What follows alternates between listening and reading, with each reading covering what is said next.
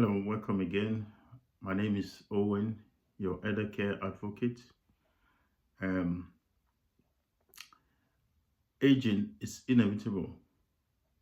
We have families and friends, loved ones, our parents who are in that situation right now where we as families need to decide or help them decide how to live their golden years.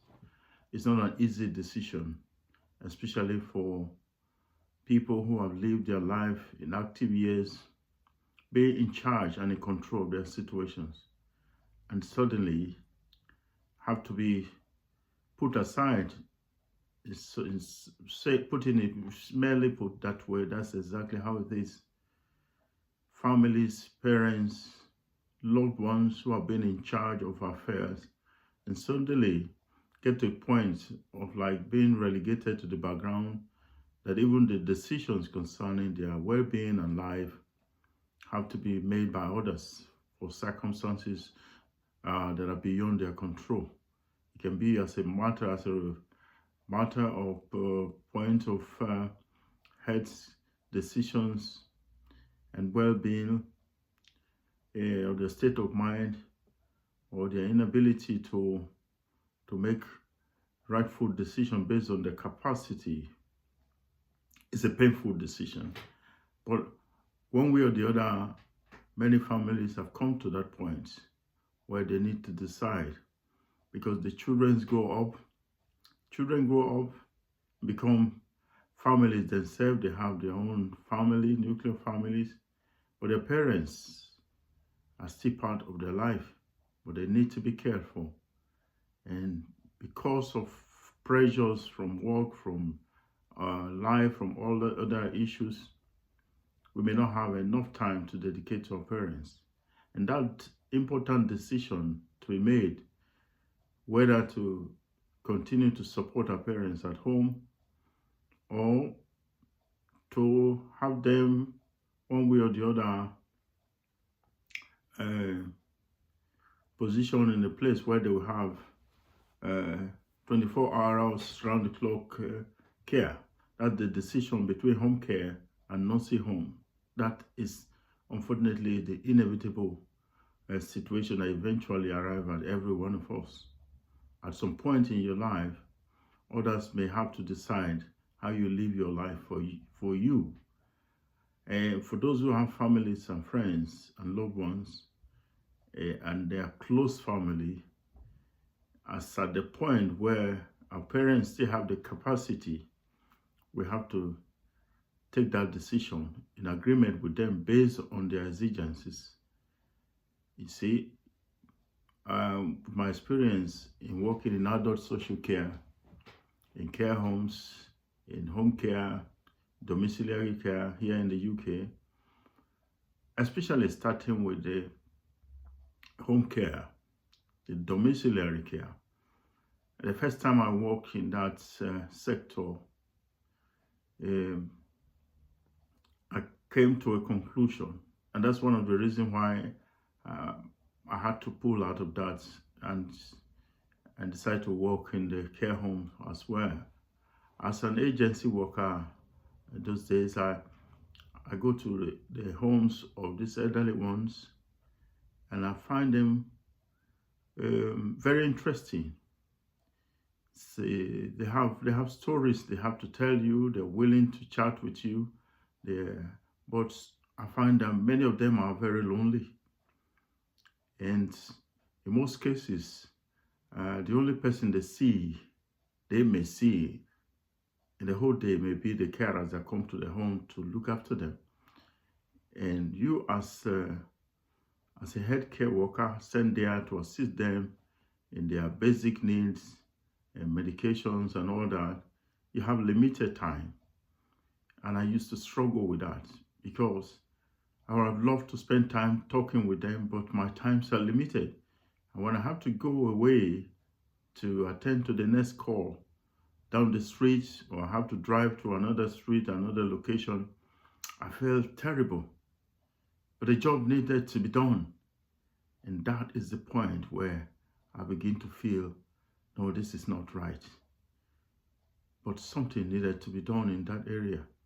So along the line, even when I moved to working in care homes, I also discovered a very interesting moment I spent with these elderly ones who have lived their lives, some 90, 80, 100 years old. Many have wonderful experiences that we need to tap from. You see, so when families need to have come to that point where they need to make decisions on what is best for their loved ones concerning a decision to have them in their home and prepare and arrange for carers to assist them, or to have them move to care homes. That's a decision that should be made between the families and their loved ones to understand what's best for them. Now, in making those decisions, there are key points that one needs to cover. Because the home care, you have to talk about the benefit, the challenges, the costs, and the types of in-home services. Also, the nursing home, you have the pros, the cons, the costs, and when is the right time or the right option. Key consideration also include the health conditions, the independence, and emotional well-being. We'll also be talking about decisions making guide, how to choose the best option for our elderly parents. And this and many more we'll be talking about in this channel. Because I discovered among the many areas that I've worked over the years, I stumbled on working in the adult social care during COVID time. I never knew that this is the area where my passion lies actually, because I discovered that spending time, even at work, with these elderly ones, there is nothing like it. They're very interesting people, very lovely people. And if your passion is there, and you know that you enjoy time with them, or it's a very rewarding job.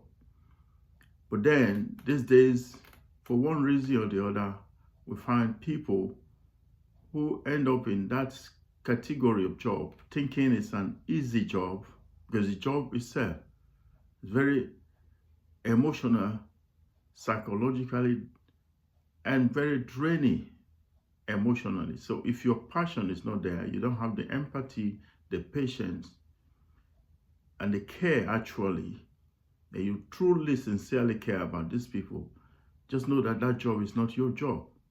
So in this channel, we'll also be talking about, what it takes to work with the elderly people in that sector, whichever section you find yourself. If you discover that that is not a job for you, because it's not a job for everyone, you have to have the empathy, the compassion. It doesn't mean if you don't have it, you are not a good person. It just may mean that that is not the job for you. Because at the end of the day, a job that you will find yourself struggling with, and you also have your personal issues as a human being. And before you know it, when you get tensed up and stressed up, you may react in a way that at the end of the day, you regret it. So that's the point where you will know that this job is not for you. But if you are carved out for this job, you get to a point that no matter how stressed you are, you begin to understand that these are people, could easily be your parents, loved ones who have lived better life, that at this moment, whatever they are going through, whether they're stressing you out with stories, it's not really them, it's the circumstances they found themselves. Now, if you can put yourself in that situation to be able to empathize with them, and you still love the job, then that is the job for you. So we'll be talking in this channel also regarding this area. Are you sure that's the right job for you? If you discover it's not, you always feel too stressed to be able to combine your job and your emotion and put them together and work as a professional, then the earlier you get out of that place, the better. Get another job.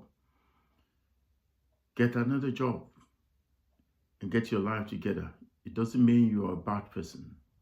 Also, we'll be talking about how the organizations, the care homes and the care sectors, how these parts of the society, of the job, and the companies behind them, how they struggle because government, they're not really getting the full support that they need.